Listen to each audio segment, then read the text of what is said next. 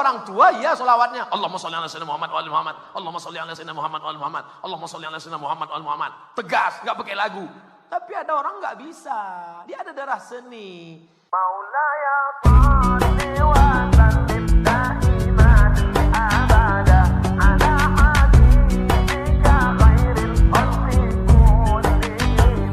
Maulaya sholli wa sallim daiman abada ala habibika khairil khalqi kullihim. Maulaya sholli wa sallim daiman abada ala habibika khairil khalqi kullihim. Maulaya sholli wa sallim daiman abada ala habibika khairil khalqi kullihim. Maulaya sholli wa sallim daiman abada ala habibika khairil khalqi kullihim. Maulaya sholli wa sallim daiman abada ala habibika khairil khalqi. Apa boleh tidur setelah sholat? Apa boleh tidur setelah sholat subuh?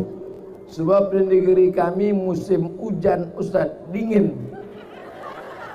Sholat jam 5, setengah 6 sampai 7 masih gelap dan dingin.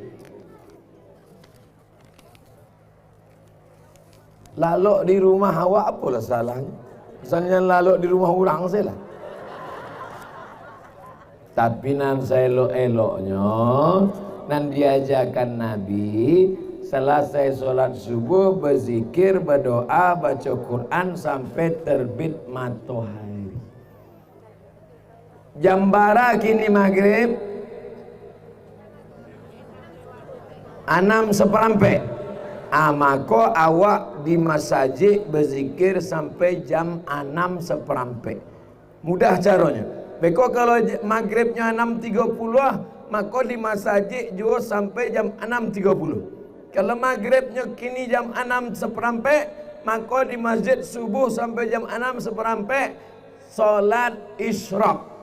Habis duduk di masjid berzikir, baca Quran, berdoa, berzikir, baca Quran, berdoa. Tasbih 1000, alhamdulillah 1000, Allahu Akbar 1000, istighfar 1000, salawat 1000, baca Quran, baca Yasin. 6:15 usolli sunnatal isyraq rakaataini lillahi ta'ala, baru pulang ke rumah. Itu yang paling rancak. Tapi kalau ada orang habis sholat subuh laloknya ndak ba'a. Cuma kecek beberapa dokter, kalau terlalu sering tidur setelah subuh nanti terkena stroke ringan. Keceknya stroke ringan. Nauzubillah. Bagaimana cara mengatasi rasa marah yang terlalu tinggi, Pak Ustaz? Kalau marah sedang berdiri, duduk. Kalau marah sedang duduk, baring. Marah itu gejolak api neraka, padamkan dengan air wudu. Siram dengan air wudu. Sudah wudu ndak jauh padam, mandi. Mandi awak. Ndak jauh padam, masuk ke lawi. InsyaAllah bukan cuma marahnya hilang, urangnya hilang sekalian.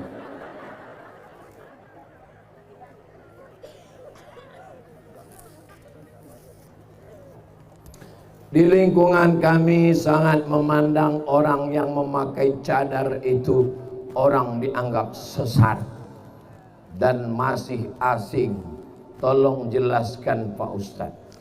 Istri Nabi Muhammad pakai cadar.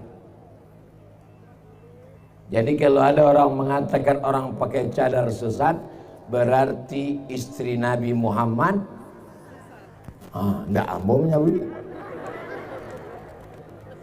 Labiah 20 hadis menyebut di zaman sahabat Nabi mereka pakai cadar. Tapi Nabi membolehkan yang wajahnya nampak. Oleh sebab itu cadar adalah ajaran Islam. mengejek cadar berarti mengejek ajaran. Yang bercadar silakan, yang tak bercadar boleh.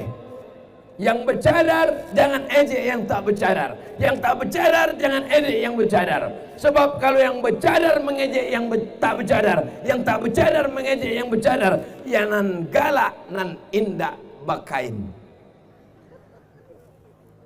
Oleh sebab itu jangan ejek orang bercadar. Ini kalau laki-laki pun banyak juga ngejek orang bercadar.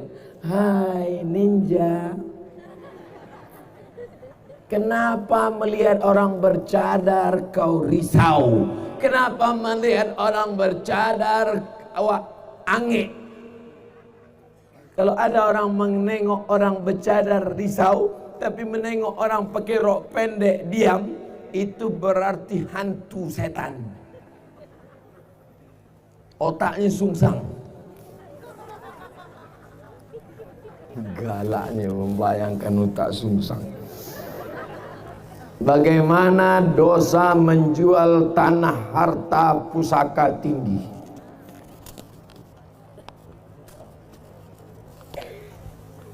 Ama awak nan padusi, ya ama awak padusi.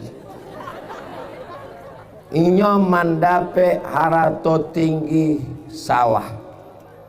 Itu bukan hak milik, tapi inyo adalah hak pakai.